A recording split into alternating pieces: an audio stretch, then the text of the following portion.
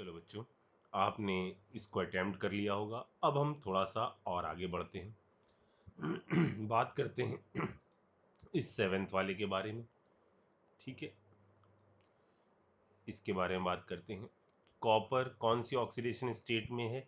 X-4 equal to -2, यानी X बराबर कितना आ गया है? X बराबर आ गया है 2। ठीक है, कॉपर का इलेक्ट्रॉनिक कॉन्फ़िगरेशन 4s1 3d10, ये होता था ना एक पहले। तो Cu का ये इलेक्ट्रॉनिक कॉन्फ़िगरेशन है, तो Cu+2 का क्या हो जाएगा? यहाँ +2 ऑक्सीडेशन स्टेट में, तो एक ये गया, कितना आ गया? 3d9। ठीक है, डब्बा बना लेते हैं और चार चीज़ें आनी हैं। ठीक है, चार चीज़ें आनी हैं तो हाइब्रिडाइजेशन दो संभव है। कौन कौन से? एक तो हाइब्रिडाइजेशन संभव है DsP2 और एक हाइब्रिडाइजेशन संभव है sp3। ठीक है, अब ये जो एक इलेक्ट्रॉन यहाँ पर है, यहाँ पर तो पेयरिंग वेयरिंग का तो कोई सेंस ही नहीं बनता है, यानी और वैसे भी ये वीक वाला है, कुछ भी होगा नहीं, तो इसका हाइब्रिडाइजेशन कितना आ जाएगा? एक S यूज होगा और 3 P यूज होंगे, और हाइब्रिडाइजेशन हो जाएगा क्या? sp3। ठीक है, और मैग्नेटिक नेचर कितना हो जाएगा? ये एक अनपेयर्ड है, यानी √3 पैरामैग्नेटिक।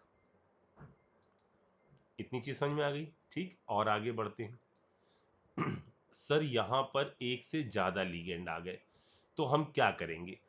किसको देखेंगे? तो देखो, अगर कई सारे लीगेंड हैं, ठीक है, और उनमें एक भी स्ट्रांग हुआ और आप इनर ऑर्बिटल बना सकते हो, तो आप पेयरिंग करवा दोगे। कोई एक भी पावरफुल रहा, ठीक है ना, कोई एक भी रहा और आपसे इनर ऑर्बिटल कॉम्प्लेक्स बन रहा है, तो अपन इनर ऑर्बिटल कॉम्प्लेक्स बनाने के लिए पेयरिंग करवा देंगे, कोई एक भी यदि स्ट्रांग रहा तो। ठीक है, अच्छा, यहां बात करते हैं।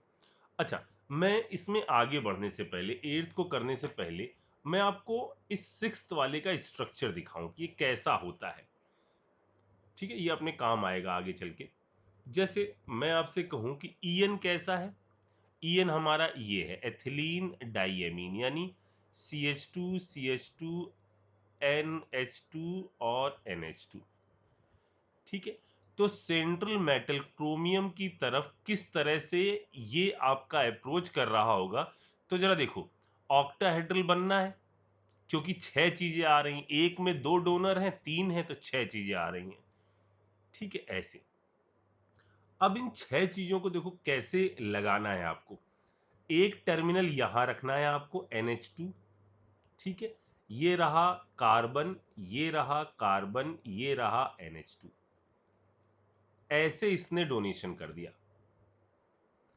कभी भी इस तरह का चिलेटिंग लिगेंड 180 पर नहीं जाएगा।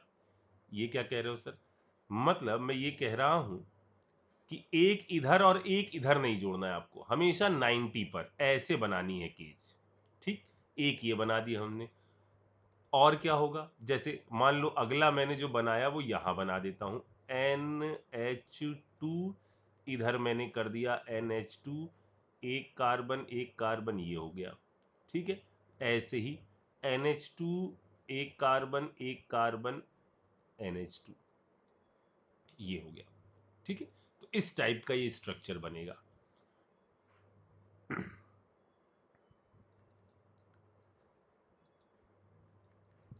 मैंने आपको इस टाइप का एक स्ट्रक्चर पहले दिखाया था, अगर आपको याद हो। मैंने आपको इस टाइप से दिखाया था, ये ऐसा, ये ऐसा, ये ऐसा, ये ऐसा, इस टाइप से, कि एक ऐसे बना हुआ है, एक ऐसे बना हुआ है, एक ऐसे बना हुआ है। ऐसे भी बना सकते हो, ऐसे भी बना सकते हो। और मैंने आपसे पूछा था क्या इसके अंदर POS मौजूद है? POS, plane of symmetry. तो क्या आप सोच सकते हो? अभी जरा सोचिए कि क्या इसके अंदर POS मौजूद है? और अगर आपका जवाब ये है कि इसके अंदर POS मौजूद नहीं है, तो आप बिल्कुल सही हो। सोचिएगा जरा इसको। ठीक है, फिलहाल हम आगे बढ़ते हैं और बात करते हैं अपने इस कंपाउंड के बारे में। यहां ये चीज दी है। अब फिर से चालू करते हैं, निकिल ठीक है। निकिल के अंदर कितने हैं? 28, ठीक है।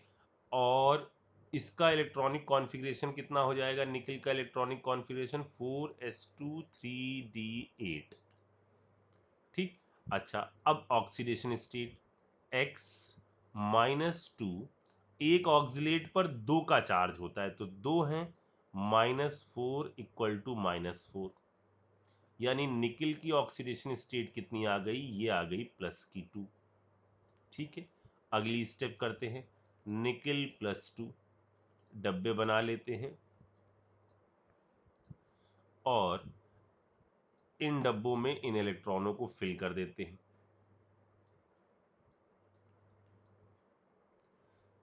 तो यहाँ आ गया 1 2 3 4 5 6 7 8, ठीक। अब लीगेंड पर गौर करते हैं। तो अपना डोनर एटम कौन सा है यहाँ पर? इधर या इधर यदि आप चेक करो तो इसमें तो ओ डोनर एटम है, ठीक है। और अपन ने क्या कहा था कि यदि आपका डोनर एटम कौन कौन से हैं, तो स्ट्रॉन्ग में आते हैं सी डोनर एटम है या एन डोनर एटम है, तो वो स्ट्रॉन्ग में आते हैं। और यदि ओ डोनर एटम है या आपका एक्स डोनर एटम है तो वो वीक में आते थे, ठीक है। यहाँ कौन सी चीज डोनेट करेगी? तो यहाँ NO3 का स्ट्रक्चर कैसा है? ये ऐसा है, डबल बॉन्ड O, इधर ये कोऑर्डिनेट बॉन्ड O था, ठीक है। NO3 एक ये रहा O-, ऐसा है। यानी डोनेशन यहाँ पर O की तरफ से होगा, ना कि N की तरफ से होगा। तो यहाँ पर भी O डोनर एटम है, ऑक्सिलेट के स्ट्रक्चर में भी O डोनर एटम है, यानी इसके अंदर हाइब्रिडाइजेशन होगा। कोई भी ऐसा नहीं है जो आपका क्या कर सके, इलेक्ट्रॉन पेयर को डोनेट कर सके। इस कारण से इसका हाइब्रिडाइजेशन में आगे वाले इन्वॉल्व होंगे। कितने आ रहे हैं? 2 ये हैं, 4 ये हैं। सर 4 क्यों? क्योंकि 2 आ रहे हैं और हर में 2 डोनर एटम है, ठीक है। तो 4 5 6, यानी हाइब्रिडाइजेशन हो जाएगा sp3d2 और मैग्नेटिक नेचर जो हो जाएगा वो 2 हैं, यानी ये कितना आ जाएगा? 5 और 10 √10, सही किया ना मैं? 2 अनपेयर्ड हैं, 2 अनपेयर्ड के हिसाब से 5 n+2 नहीं 4, 4 और n की वैल्यू √8, 10 नहीं, √8 mm, ठीक है। पैरामैग्नेटिक नेचर ये भी हो गया, ठीक है। और थोड़ा सा आगे चलते हैं, इसको देखो। अब जरा इन केसेस को ध्यान से देखिए, इस वाले को, ठीक है। जरा गौर से देखिए, इसके अंदर ये लिखा हुआ है NiCO। CO बोले तो कार्बोनाइल, जो न्यूट्रल होता है, मतलब यहां ये जो मेटल है इसकी ऑक्सीडेशन स्टेट 0 है। निकिल, ठीक है, 4s2 3d8 और ऑक्सीडेशन स्टेट 0, तो हमारा यही बनकर आएगा। और इस केस में अब आपको एक चीज, पहली चीज जो है वो ध्यान रखनी होगी। 1 2 3 4 5 6 7 8, और यहां बना है ये S का डब्बा और यहां है ये P वाले डब्बे, ठीक है। ये तो खाली है। अब देखो, कोई भी हाइब्रिडाइजेशन जो आप पढ़ते हो, कोई भी हाइब्रिडाइजेशन, चाहे आप sp पढ़ो, चाहे sp2 पढ़ो, चाहे sp3 पढ़ो, चाहे sp3d2 पढ़ो, कोई भी हाइब्रिडाइजेशन या d2sp3 पढ़ो, किसी भी हाइब्रिडाइजेशन में कभी भी ऐसा नहीं होता कि s ना हो। यानी ऐसी कंडीशन में आपको s खाली करवाना पड़ेगा, ठीक है। तो सर खाली करवाने के लिए क्या करें? खाली कराने के लिए इन s वाले इलेक्ट्रॉनों को आप ले आओगे अंदर। ऐसा हमेशा ही होगा जब कभी भी s खाली ना हो, ठीक है। और इसके लिए लीगेंड पर कोई कंडीशन वंडीशन नहीं है, आपको तो हाइब्रिडाइजेशन के लिए s खाली करना ही करना है। तो जब कभी भी ऐसा हो कि s के पास इलेक्ट्रॉन बच जाएं, तो ऐसी कंडीशन में, और ये कब होगा ना, ये मैक्सिमम टाइम पर कार्बोनिल CO के साथ ही होगा, ठीक है ना, इसी के साथ होगा। तो ये अंदर की तरफ आएंगे, ठीक। और अंदर की तरफ आएंगे तो आपको जो हाइब्रिडाइजेशन निकालने के लिए अब जो नया चेहरा मिलेगा, जो इलेक्ट्रॉनिक कॉन्फ़िगरेशन नया मिलेगा, वो ऐसा आ जाएगा।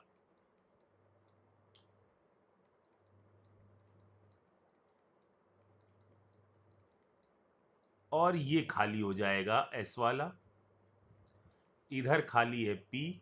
चार चीजें अप्रोच कर रही, तो कोई टेंशन ही नहीं, चार में तो अपन आगे क्या बढ़े, इसको ऐसे ही रख देते हैं, ठीक है। यानी यहां पर हाइब्रिडाइजेशन हो जाएगा कितना, S P three, M M कितना हो जाएगा 0, S P three, M M कितना हो गया 0 डायमैग्नेटिक। ये चीज समझ में आ गई, तो इसको आप ध्यान में रखिएगा कि एस वाले को अंदर लाना है। अब अगला केस, CuCN का होल 4 -2, जरा इस केस को समझिए, इसको मैं यहां बताता हूं।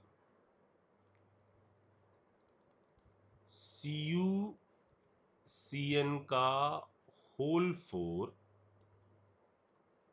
-2, ठीक। अब जरा देखो, फिर से वैसे ही सोचते हैं, कॉपर 4s1 3d10, ठीक। Oxidation state x-4 equal to -2। ये बार बार क्यों कर रहे हैं, क्योंकि कल कुछ बच्चे मुझसे बार बार पूछ रहे थे सर ऑक्सीडेशन स्टेट कैसे लिख रहे हो, इसीलिए मैं यहाँ बोलता चल रहा हूँ। तो कॉपर कितने में आ गया है, कॉपर आया है +2 में, तो Cu+2 कितना हो गया, ये आ गया। तो यहाँ पर आ गया 3d9, बना लेते हैं 3d9 को।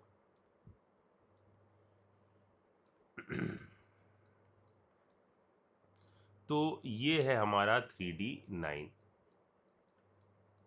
ऐसा, ठीक है।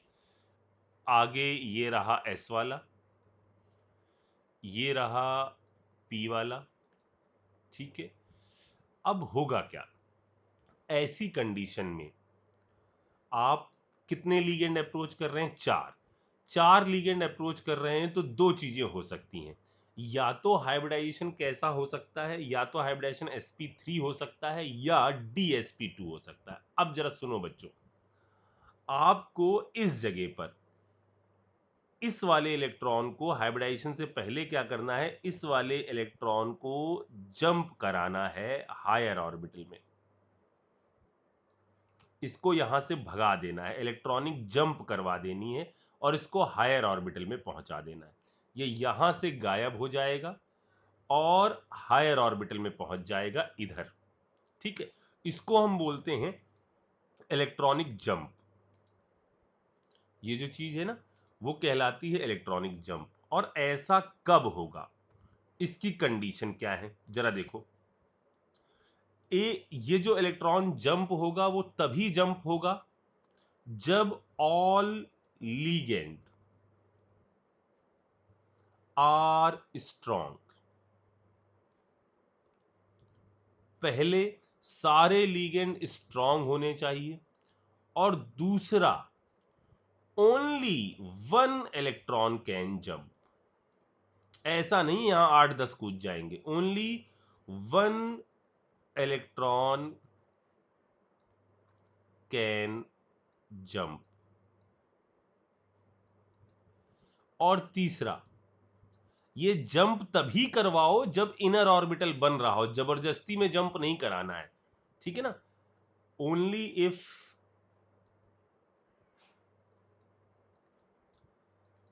इनर ऑर्बिटल कॉम्प्लेक्स फॉर्म, ठीक। एक ही इलेक्ट्रॉन जंप होगा, ठीक है, तभी जंप होगा जब सबके सब लीगेंड स्ट्रांग होंगे, ठीक। और जंप तभी करवानी है जब इनर के बनने की पॉसिबिलिटी हो। तो यहां पर ये खाली हो जाएगा, और ऐसे केस में आपका हाइब्रिडाइजेशन आएगा DsP2, square planar shape, square planar shape. और mm कितना हो जाएगा, mm हो जाएगा √3। पैरामैग्नेटिक। ये एक इलेक्ट्रॉन जो बाहरी ऑर्बिटल में है ना, इजीली किसी दूसरे को दिया जा सकता है, तो ऐसे कॉम्प्लेक्स बिहेव कर सकते हैं एक रिड्यूसिंग एजेंट की तरह।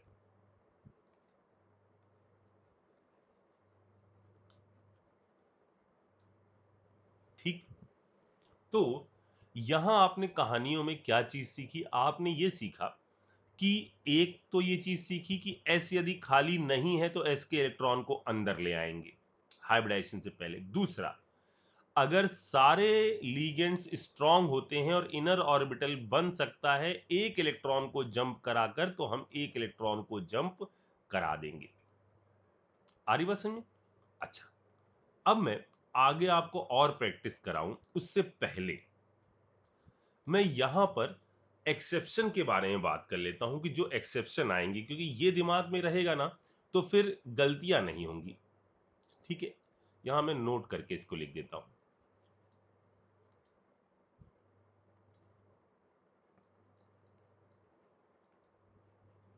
तो ये कुछ पॉइंट हैं। पहला पॉइंट ये है एक्सेप्शन में कि NH3 act as a weak field ligand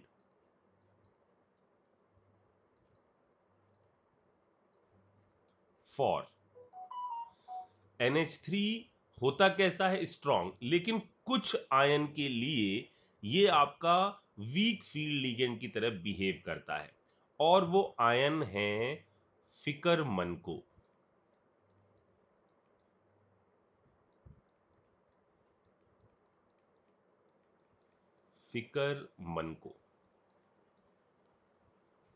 ठीक, पहली चीज।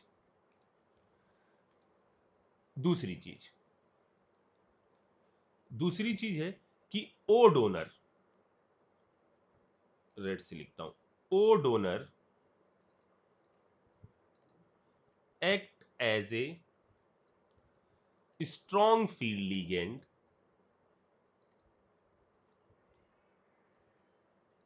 फॉर these कोबाल्ट +3 और कॉपर+2। कोबाल्ट+3 और कॉपर+2 के लिए ओ डोनर जो है वो स्ट्रॉन्ग फील्ड लिगेंड की तरह बिहेव करता है। दूसरा नोट का पॉइंट। ठीक है। तीसरा, बस ये चीज बच्चों ध्यान रख लेना, कोई सवाल गड़बड़ नहीं होगा। तीसरा, यदि हम ऐसा मेटल लें जिस पर +4 का चार्ज है, ठीक है, या आपकी मेटल बिलोंग करती हो 4D सीरीज में या 5D सीरीज में, इनके जवाब जो है ना ये आपको क्रिस्टल फील्ड स्प्लिटिंग थ्योरी में मिलेंगे। ठीक है, तो M+4 है, या आपका सेंट्रल मेटल एटम 4D का है या 5D का है, तो ऐसे केस में आपके बनेंगे inner orbital complex. Inner orbital complex, ये रहा तीसरा पॉइंट। चौथा पॉइंट, फोर्थ पॉइंट है, दो मॉलिक्यूल देखिए, NiCl2 PPH3 का होल ट्वाइस ये, और NiCl2 PMe3 का होल ट्वाइस। एक में PPH है, एक में PMe है। पीएच जो है एक बड़ा मॉलिक्यूल है, एमी इसकी तुलना में छोटा, यहाँ 6 कार्बन है। ठीक है, तो होता क्या है, यहां क्राउडिंग कैसी है? ज्यादा, मोर क्राउडिंग। यहां क्राउडिंग कैसी है? लेस। ठीक है, ज्यादा क्राउडिंग जहां पर है वहां पर लिगेंड्स ऐसे अरेंज होते हैं कि इनका बॉन्ड एंगल ज्यादा हो जाए। दो हाइब्रिडाइजेशन संभव है, या तो sp3 या dsp2। sp3 यानी tetrahedral shape, bond angle 109 degree 28 minute का। DSP2 यानी स्क्वायर प्लेनर शेप, मतलब बॉन्ड एंगल कितने का, 90 का। तो जो ज्यादा क्राउडेड होता है, इन दोनों को क्राउडिंग से एक्सप्लेन किया जाता है, जो ज्यादा क्राउडेड होता है उनमें लीगेंड्स अपने आप को दूर दूर रखते हैं 109 डिग्री 28 मिनट पर, ताकि रिपल्शन कम लगे। इनका हाइब्रिडाइजेशन sp3 होता है। और जहां पर क्राउडिंग उतनी ज्यादा नहीं होती है, यहां पर हाइब्रिडाइजेशन DSP2 होता है। ठीक, ये था चौथा पॉइंट। और एक्सेप्शन का लास्ट पॉइंट, पांचवा लास्ट पॉइंट एक्सेप्शन का है कि यदि मेटल की तरफ 5 लीगेंड अप्रोच करते हैं, ठीक है, तो ऐसी कंडीशन में हाइब्रिडाइजेशन होता है sp3d या DSP3। ठीक है, ये जो D होता है ना यहां पर, ये D आपका होता है दोनों केस में DZ² वाला। और जो कॉम्प्लेक्स बनता है ना, वो TBP शेप का बनता है, यानी ट्राइगोनल बाई पिरामिडल, जैसे आपने पहले पढ़ा हुआ है। ठीक है, लेकिन यदि आपका कॉपर है, बट फॉर कॉपर +2, अगर कॉपर +2 कहीं दिखे जिसकी तरफ 5 लीगेंड अप्रोच कर रहे हैं, तो आपका हाइब्रिडाइजेशन होता है sp3d। और तब D यूज होता है S² और Y² वाला।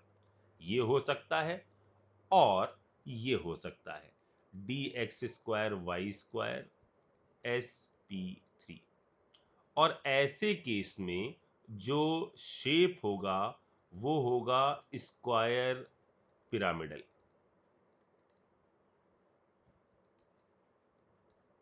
ठीक है, कुछ ऐसा,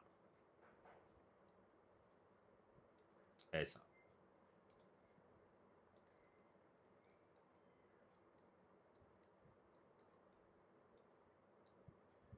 समझे ना, स्क्वायर और एक ऊपर 5 आ रहे हैं ना, तो एक लीगेंड इधर, एक लीगेंड इधर, एक लीगेंड इधर, एक लीगेंड इधर,